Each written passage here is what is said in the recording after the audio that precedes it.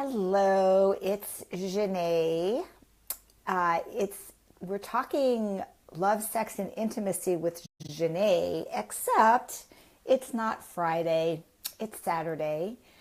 Usually I do these live videos on Friday at 10 a.m.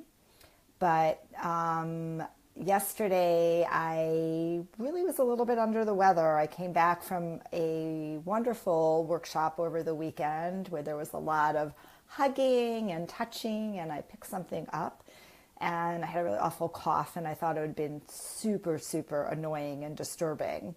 So I decided to do it today instead. But we're going to talk about, I'm calling this the laws of attraction when it comes to relationship. This is actually a pretty big issue that's really up for me this week.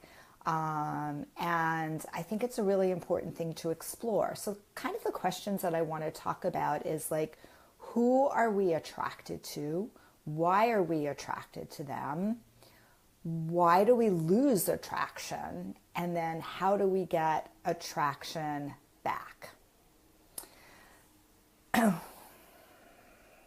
So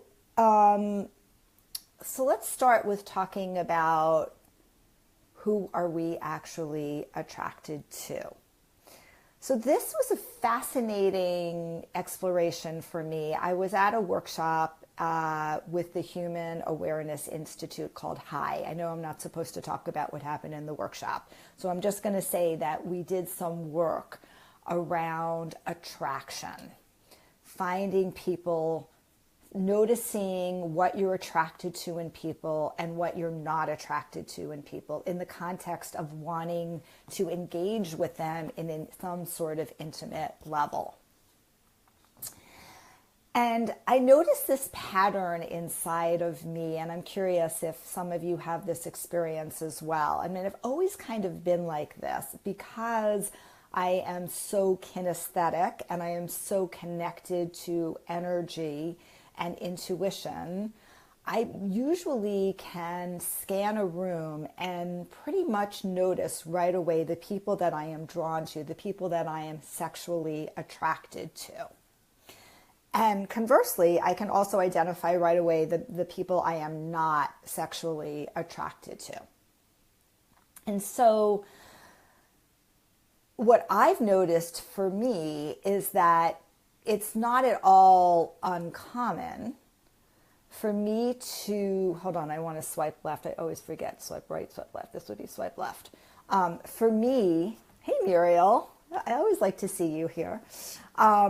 It's not at all uncommon for me to have this like wild, crazy connection with somebody. Like there's all of this energy and this juice between myself and this other person, which gets me, really interested in that person and maybe a little bit aroused and very, very aware that this is somebody I'm feeling this really strong physical connection to. And I've had some of these experiences in my past where the intensity, hey Simati, where the intensity was so high that literally, like, I could be walking on the street with this person and strangers will stop and say, like, oh my God, like, we can actually see the sexual charge between you.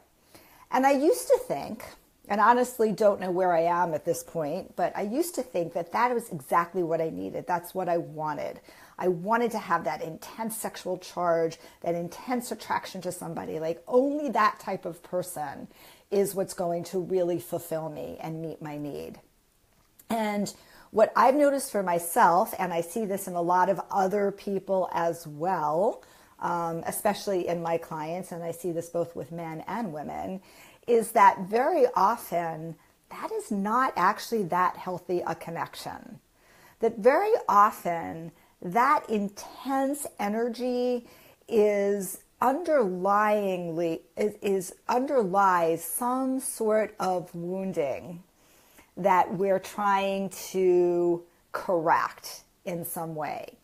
And for me often, given my personality and some of my own attachment wounds, like I tend to find that sometimes that shows up when I'm with somebody who's very, very narcissistic, because I have an attraction as a woman who's empathic. I tend to have attractions to men who are narcissistic. That's just part of my pattern. And it's very, very common, by the way, for empaths. And it's often, almost always, a very, very toxic relationship. Like, we are not two people who can actually work through our wounds together. We actually continue just to wound each other more and more and more. And so I've come to realize for myself, and I see this with other people as well, that when I feel that intense charge, that maybe it's not safe.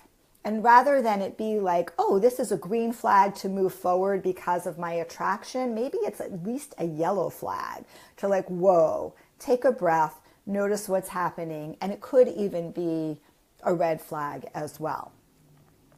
And it's really interesting to see this happen in real life. I noticed that at this workshop I was at this weekend, where there were people that I was just like really, really drawn to. And maybe I even interacted with them in a physical way because the chemistry was really intense and wonderful and juicy, and I was really turned on. But yet I was able to step back and say, yeah, you know what? But this is not a safe person for me to be in a relationship with, for a variety of different reasons. And so just beginning to have that awareness of who we're attracted to and why we're attracted to them.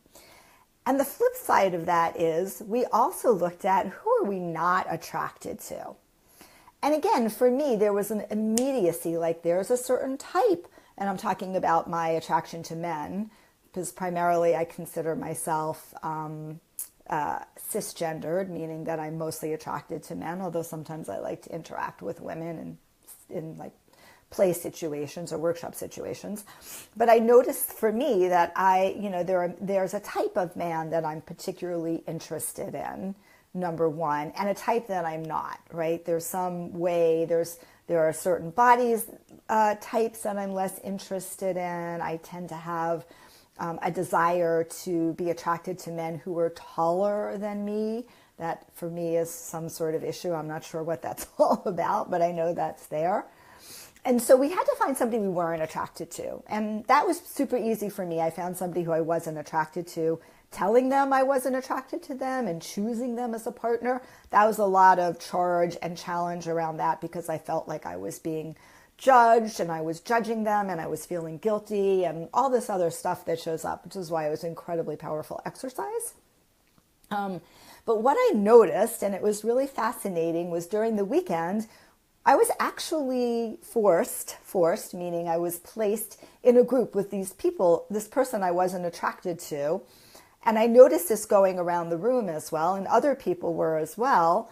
And what I noticed is as we spent more time together over the course of this workshop, I started to soften to that person. I started to actually see their deliciousness, their juiciness, their divineness, their vulnerability to be able to show up. And I started to notice, well, maybe it still wasn't a person that I wanted to engage with in a physical or sexual way. It was somebody I started to soften to and start to have more attraction to.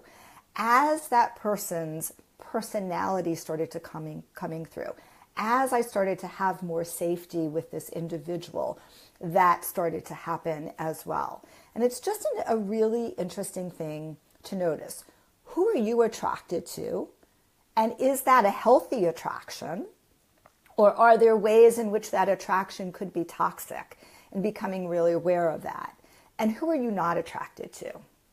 And in the work that I do, this ability to be able to really connect with somebody, whether you're attracted to them or not, and see them as this like awesome human being, is very, very potent and very important to be able to have. So another experience that I want to share around attraction is how you get in and out of the friend zone. And I also had a similar experience around that this week, where I have a connection with somebody who I've been good friends with and have been getting to know, and yet we've created very tight boundaries around how we interact with each other physically. And this has been going on for a long period of time. And in some ways, I did this purposely. I really wanted to go slow, and I really wanted to get to know this person and not jump in to a sexual relationship, which is something that I sometimes have a tendency to do. But what I noticed in this particular experience was the charge that was maybe there in the beginning is no longer there, that it kind of disappeared. And we went from potentially being lovers to just going into the friend zone. And it was a really hard realization to come to. And it was challenging to be able to have to confront it to myself and to have to confront it with another person. It was quite painful, in fact.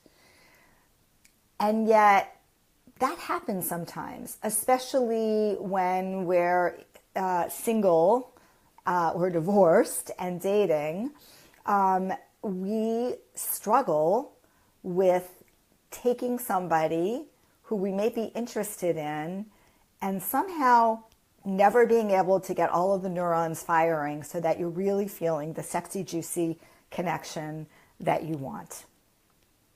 And maybe you have a lot of judgment around yourself. Like, I know I had a lot of judgment around myself when this was happening. I felt really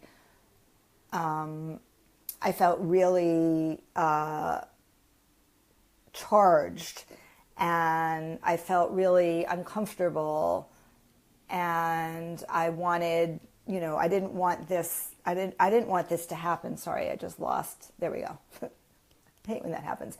I didn't want that to happen, but in fact, that's just where we ended up. So a lot of times what happens is the polarity that maybe was there is no longer there.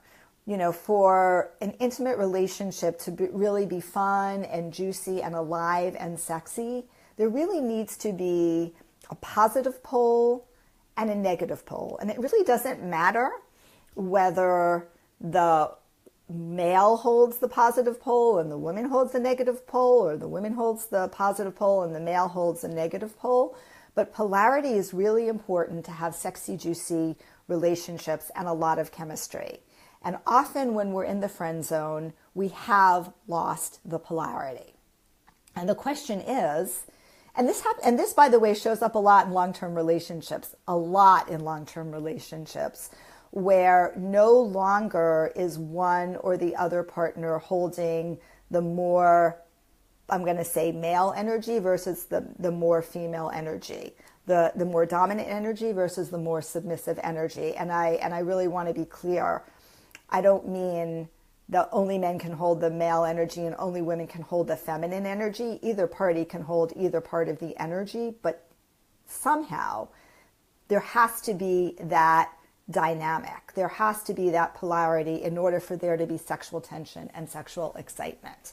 And when you're in the friend zone, when you've placed yourself in the friend zone, or you just find yourself in the friend zone, you're no longer there. The sexual polarity no longer exists.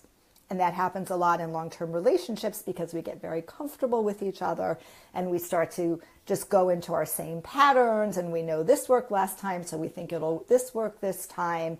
And it may also be related to what's going on in the relationship outside of the bedroom. If one partner is really holding a lot, so for example, if a very strong independent woman is holding a lot of strong male energy and her partner is not, it's very possible that same dynamic will show up in the bedroom and will cause lots of problems. So sexual polarity is really important when we look at the laws of attraction and how we hold it and can contain it. And then the next question is, how do we get it back? Can we take ourselves from out of the friend zone back into an intimate, sexy, juicy kind of place? And the answer to that is yes, we definitely can. But it requires attention. It requires intention.